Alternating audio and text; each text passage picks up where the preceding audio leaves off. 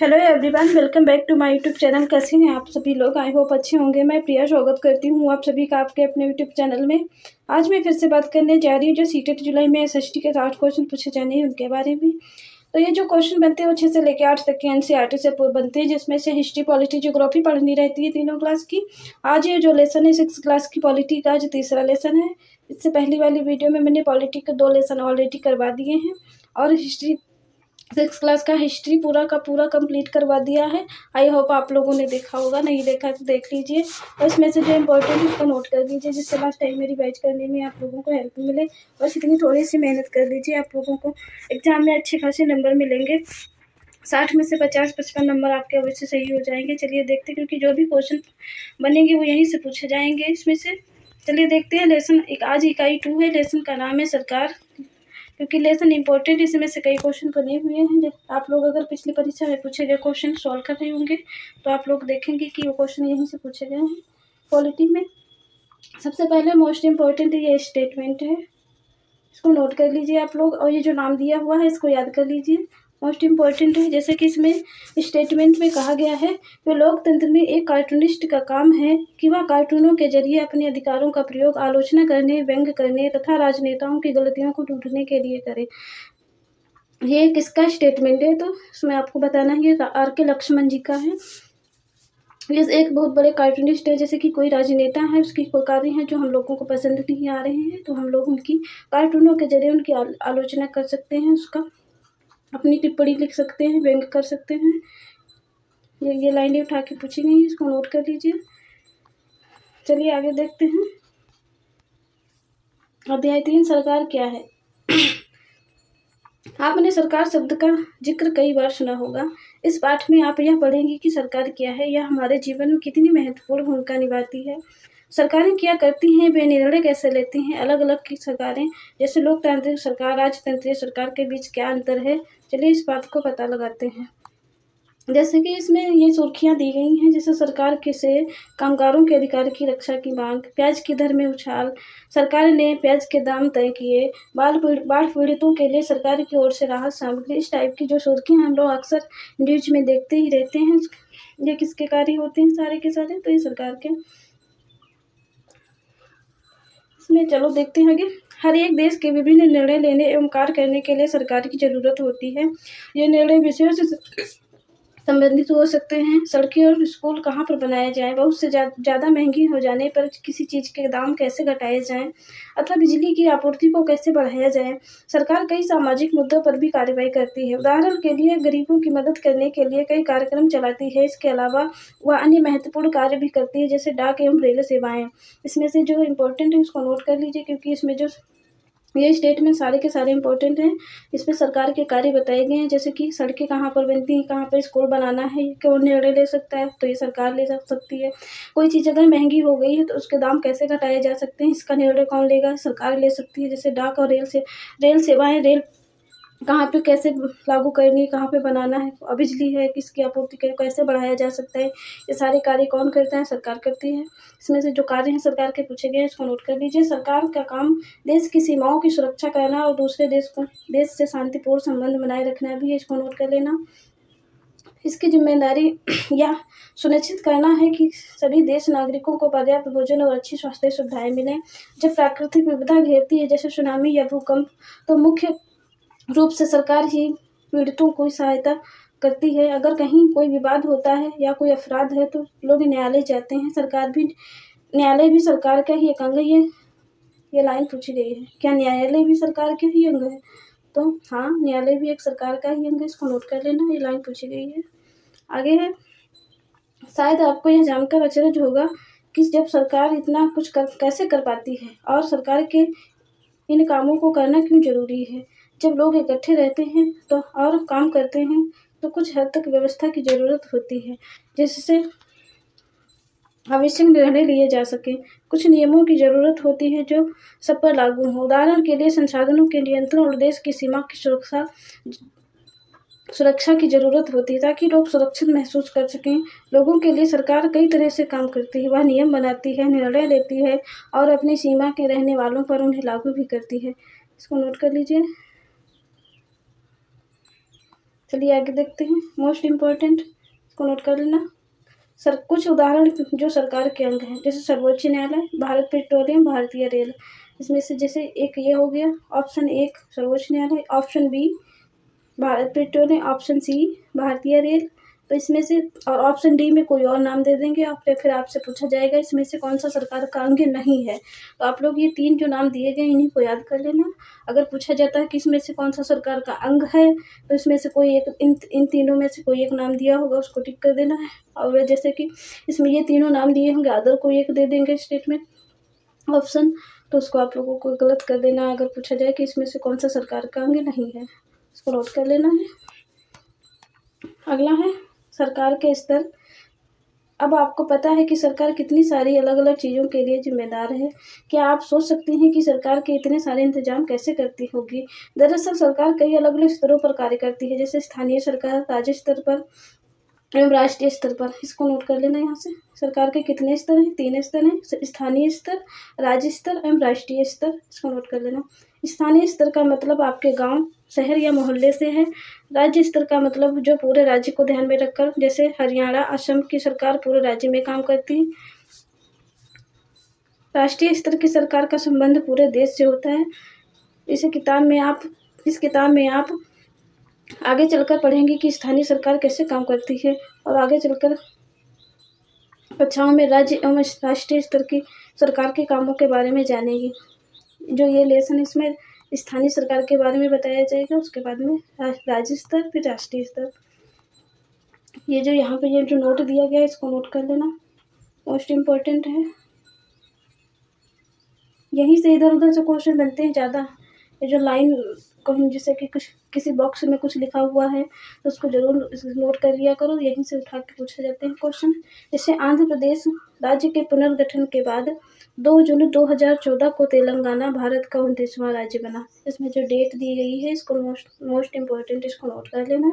31 अक्टूबर 2019 में जम्मू और कश्मीर 2 अलग अलग केंद्र शासित प्रदेशों को बांटा गया, जैसे जम्मू और कश्मीर तथा लद्दाख। जैसे जम्मू कश्मीर और लद्दाख को 2 केंद्र शासित प्रदेशों में कब बांटा गया था? तो 31 अक्टूबर 2019 को।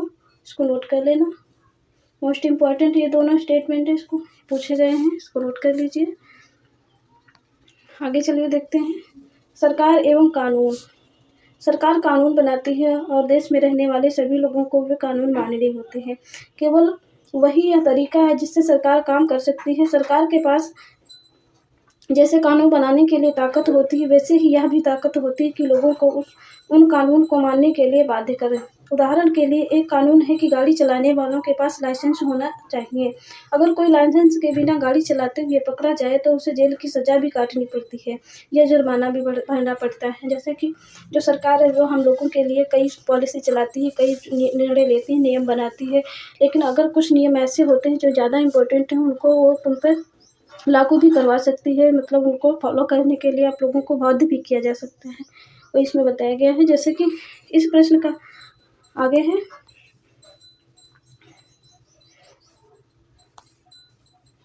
सरकार जो कार्रवाई कर सकती है उसके अलावा अगर लोगों को लगे कि किसी कानून का ढंग से पालन नहीं हो रहा है तो वो भी कुछ कदम उठा सकते हैं। जैसे कुछ नियम ऐसे हैं जो आप लोगों को सही नहीं लग रहा है तो आप लोग भी उसके लिए अपने आवाज़ उठा सकते हैं। उदाहरण के लिए अगर किसी व्यक्ति को यह लगे कि उसको धर्म या उसकी जाति के कारण नौकरी में नहीं लिया गया है, वह न्यायालय जा सकती है और वह यह दावा कर सकती है कि कानून का पालन नहीं हो रहा है। तब न्यायालय आदेश देगा कि क्या कदम उठाने की ज़रूरत है। सरकार के प्रकार। सरकार को निर्णय लेने और कानूनों का पालन करवाने यानी उन्हें बाध्य करने की शक्ति कौन देता है?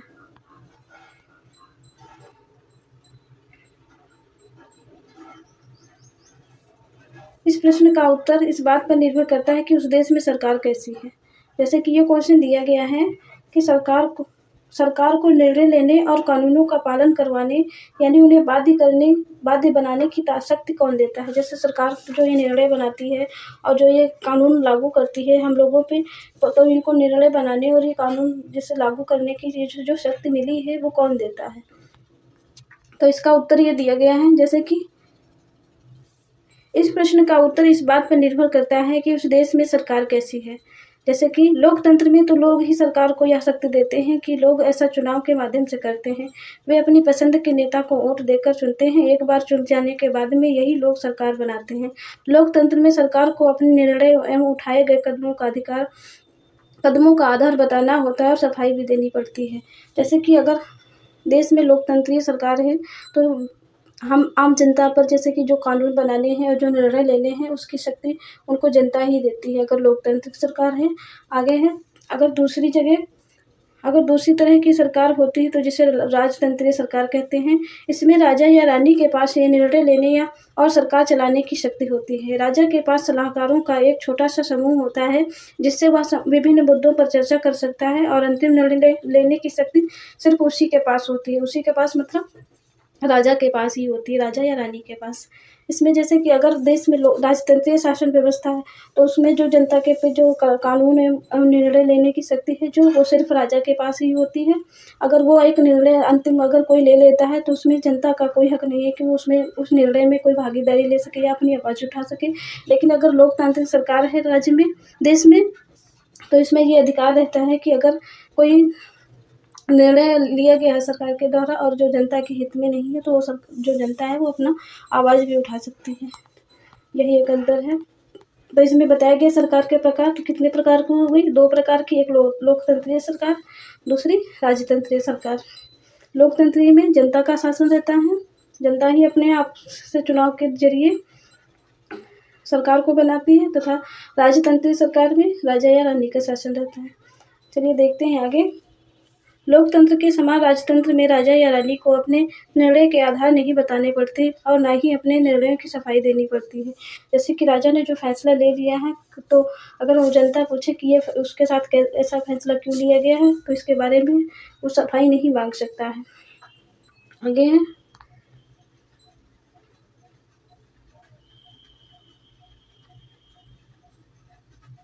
लोकतांत्रिक सरकार। भारत एक लोकतंत्र है। इस लोकतांत्रिक व्यवस्था को पाने के लिए हमने लंबी लड़ाई लड़ी। संसार में और भी कई देश हैं जहां लोगों ने लोकतंत्र लाने के लिए संघर्ष किया। ऊपर बताया जा चुका है कि लोकतंत्र की मुख्य बात यह है कि लोगों के पास अपने नेता को चुनने की शक्ति होती है। इसलिए एक अर्थ में लोकतंत्र लोगों का ही शासन होता है। इसको नोट कर लीजिए।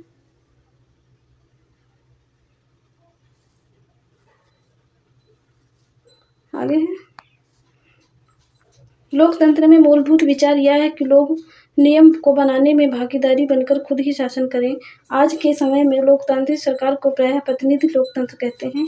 प्रतिनिधि लोकतंत्र में लोग सीधे भाग नहीं लेते हैं। मोस्ट इम्पॉर्टेंट यहाँ पे ये क्वेश्चन बना हुआ है यहाँ से कि प्रतिनिधि लोकतंत्र में क्या जनता सीधे भाग लेती है, तो इसमें से इसको नोट कर लीजिए। यहाँ पे प्रतिनिधि लोकतंत्र में लोग सीधे भाग नहीं लेते हैं बल्कि चुनाव की प्रक्रिया के द्वारा अपने प्रतिनिधि का चुनाव करते हैं। यहाँ पे इसको नोट कर लेना। ये प्रतिनिधि मिलकर सारी जनता के लिए निर्णय लेते हैं, ये भी नोट कर लेना साथ में। आजकल कोई भी सरकार अपने आप को तब तक लोकतांत्रिक नहीं कह सकती जब तक वह देश के सभी वयस्क नागरिकों को वोट देने का अधिकार न दे। ये भी इम्पोर्टेंट है, इसको भी नोट कर लेना। ये वाला पूछे गए लाइनें हैं। लेकिन हमेशा ऐसा ही नहीं था।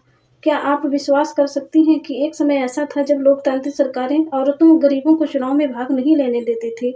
आपने शुरुआती दौर में सरकारें केवल उन्हीं पुरुषों को वोट देने देती थी जो पढ़े लिखे और जिनके पास अपनी संपत्ति होती थी। इसका मतलब था कि औरतों, गरीबों और अशिक्षित को वोट देने का अधिकार नहीं था। ऐसी स्थिति में उस देश उन्हीं नियमों को सहारे चलता था जो नए गिने चुने पुरुष ही बनाते थे। आगे भारत में आज़ादी से पहले बहुत ही कम लोगों को वोट देने का अधिकार था। इसलिए जनता को संगठित होकर इस अधिकार की मांग गांधी जी समेत कई नेताओं ने इस अन्यायपूर्ण व्यवहार का विरोध किया। उन्होंने जोर शोर से यह मांग उठाई। 1931 में यंग इंडिया पत्रिका में लिखते हुए गांधी जी ने कहा, मैं यह विचार सहन नहीं कर सकता कि जिस आदमी के पास संपत्ति है वह वोट दे सकता है, लेकिन वह आदमी जिनके पास चरित्र है पर संपत्ति या शिक्षा नहीं, वह वोट नहीं दे सकता। या जो दिन भर अपना पसीना बहाकर ईमानदारी से काम करता है और वोट नहीं दे सकता क्योंकि उसने गरीब आदमी होने का गुनाह किया है। अब आप लोग ये जो यहाँ से दिया गया है, ये गांधी जी द्वारा बोला गया ये स्टेटमेंट नोट कर लेना, और कब बोला गया और कौन सी पत्रिका में ये स्टेटमेंट लिखा है। तो यह यंग इंडिया पत्रिका, इसको नोट कर लीजिए। 1931 मोस्ट इम्पोर्टेंट, इसको नोट कर लीजिए आप लोग। चलिए आगे देखते हैं। संसार में कहीं भी सरकारें स्वेच्छा से अपनी शक्ति लोगों के साथ नहीं बांटी हैं। पूरे यूरोप और अमेरिका में महिलाओं और गरीबों को सरकार के कार्यों में भागीदारी के लिए संघर्ष करना पड़ा। महिलाओं द्वारा मताधिकार के लिए किए गए संघर्ष ने प्रथम विश्व युद्ध के दौरान और मजबूती पकड़ी। इस आंदोलन को महिला मताधिकार आंदोलन कहते हैं और अंग्रेजी में इसे सफरेज मूवमेंट कहते हैं। इसको नोट कर लेना है। इसको सफरेज का मतलब होता है वोट देने का अधिकार। युद्ध के दौरान बहुत से पुरुष लड़ाई में थे, इसलिए महिलाओं को उन कामों को करने के लिए बुलाया गया जो पहले पुरुष काम माने जाते थे। जब महिलाओं ने विभिन्न प्रकार के काम और उनकी व्यवस्था करना शुरू किया तो लोगों को यह देखकर बड़ा आश्चर्य हुआ कि उन्होंने महिलाओं और उनकी क्षमताओं के बारे में इतनी गलत क्यों रूढ़बद्ध धारणाएं बना रखी थी कि महिलाएं यह काम नहीं कर सकती हैं। इस तरह महिलाओं को निर्णय लेने में समान रूप से योग्य माना जाने लगा। महिला मताधिकार आंदोलन की साथियों में सभी महिलाओं के लिए वोट देने के अधिकार की मांग की, उनकी आवाज़ सुनी जाए, इसके लिए उन्होंने जगह जगह पर अपने को लोहे की जंजीरों से बांधकर प्रदर्शन किया। उनमें से कई क्रांतिकारी महिलाएं जेल भी गईं और भूख हड़ताल पर भी बैठीं। अब यहाँ पे जो इतना कुछ दिया गया है, इसमें से ये वाला यहाँ से इसको नोट कर लेना आप, बहुत मोस्ट इम्पोर्टेंट है। यहाँ से ये पूछा गया है।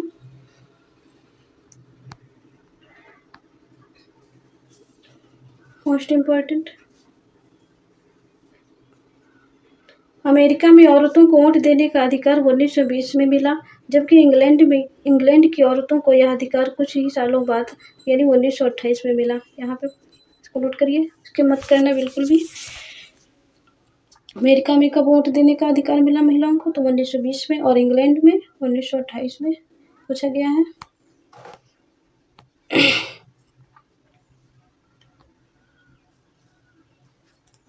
चलिए आगे। यहाँ पे नीचे एक तालिका बनाई गई है। नीचे की तालिका में दिए गए कथनों पर नजर दौड़ाइए। क्या आप पहचान सकती हैं कि वे सरकार के किस स्तर पर संबंधित है? उनके आगे निशान लगाइए। जैसे कि इसमें सरकार के कुछ काम दिए गए हैं, आप लोग पहचानिए कि इसमें से कौन सी सरकार कौन से काम कौन से निर्णय ले सकती। जैसे कि इसमें है भारत सरकार का रूस के साथ मैत्री संबंध बनाने का निर्णय। जैसे एक देश है और दूसरे देश में मैत्री संबंध बनाना चाहता है तो ये निर्णय कौन लेगा? स्थानीय सरकार ले सकती है या राज्य सरकार या राष्ट्रीय स्तर की सरकार। तो एक देश दूसरे देश के जो मैत्री संबंध है उसका निर्णय बनाने का अधिकार सिर्फ राष्ट्रीय सरकार ले सकती है। आगे है पश्चिम बंगाल सरकार को सरकारी स्कूलों में कक्षा 8 की बोर्ड में परीक्षा लेने का निर्णय। जैसे पश्चिम बंगाल एक राज्य है, अगर वो चाहता है कि कक्षा 8 के स्कूलों में बोर्ड परीक्षा ली जाए तो इसका जो निर्णय ले रही है तो इसका कौन सी सरकार ले सकती है? स्थानीय सरकार ले सकती है, राज्य सरकार या राष्ट्रीय स्तर की सरकार। तो ये एक राज्य सरकार का स्तर है, इसमें जो राज्य सरकार की है वही निर्णय ले सकता है। आगे डिब्रूगढ़ और कन्याकुमारी के बीच नई रेल सेवाएं शुरू करने का निर्णय। अब नई रेल सेवाएं अगर कोई शुरू करना चाह रहा है तो ये कौन सी सरकार निर्णय ले सकती है? स्थानीय सरकार, राज्य सरकार या राष्ट्रीय स्तर सरकार। तो ये केंद्र सरकार के अंडर में आएंगी तो इसको राष्ट्रीय सरकार, ये अधिकार उसके पास है, वही निर्णय ले सकती है। अगला है गांव में एक सार्वजनिक कुएं के स्थान को चुनने का निर्णय। अगर एक गांव में कुआं खुदवाना है तो इसका निर्णय कौन लेगा? तो ये स्थानीय सरकार का हो जाएगा। आगे है पटना में बच्चों के लिए एक बड़ा पार्क बनाने का निर्णय कौन ले सकता है? राज्य स्तर की सरकार। हरियाणा सरकार सारे किसान को मुफ्त बिजली देने का निर्णय राज्य स्तर का। फिर 1000 रुपये का नोट शुरू करने का निर्णय कौन ले सकता है? केंद्र सरकार, मतलब राष्ट्रीय स्तर की सरकार। तो इसमें से जो क्वेश्चन दिए गए हैं इसको एक बार देख लीजिए। अब ये वाला है, ये ऐसे ही उठा के पूछा गया है और नीचे दिया गया है किस सरकार का मतलब निर्णय इसमें से कौन सी सरकार ले सकती है। तो मोस्ट इम्पोर्टेंट है, इसको एक बार अपने आप से देख लीजिए आप लोग। आगे ये अभ्यास चालू हो जाता है, फिर यहीं तक था ये लेसन, आगे समाप्त हो जाता है। इसमें से जो इम्पोर्टेंट है मैंने बता दिया है, मोस्ट इम्पोर्टेंट वाला। और इसको स्किप मत करना, ये वाला जो है ये भी पूछा गया है। तो चलिए आप लोग, अगर आप लोगों को इस वीडियो से किसी प्रकार की हेल्प मिले तो प्लीज़ वीडियो को लाइक कर देना और चैनल को सब्सक्राइब कर दें। अगर आप लोग कोई नए जो हैं हमारे भाई बहन अगर वीडियो को देख रहे हो तो वीडियो को लाइक कर देना। चलिए मिलते हैं किसी